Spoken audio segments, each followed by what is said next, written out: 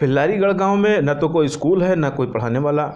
गांव में रहने वाले बच्चे दिन भर या तो गलियों में उछलते फिरते हैं या फिर गाय भैंस चराने जैसे काम करते हैं। बिल्लारू के घर में ना तो कोई गाय है न तो भैंस और न ही उसके परिवार के पास अपने खेत हैं।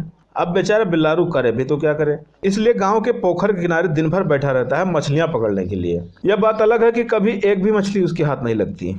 अभी कुछ दिन पहले तो बस कमाल ही हो गया। चारा डाले बंसी पकड़े बिल्लारू अपनी पुरानी जगह पेड़ के नीचे बैठा था, तभी उसे लगा कि डोरी में कुछ खिंचाव आ रहा है। उसने धीरे धीरे डोरी खींचनी शुरू की तो आश्चर्य में पड़ गया। आज तो एक बड़ी सी मछली उसके हाथ लग गई थी। बिल्लारू की खुशी का ठिकाना न रहा। अब उसे यह सोचना था कि वो इस मछली का करे क्या। उसके घर में तो कोई मांस मछली खाता नहीं था, अतः उसने इस मछली को वहां से गुजरते एक राहगीर को बेच दिया। बदले में उसे मिले 13 रुपये 50 पैसे।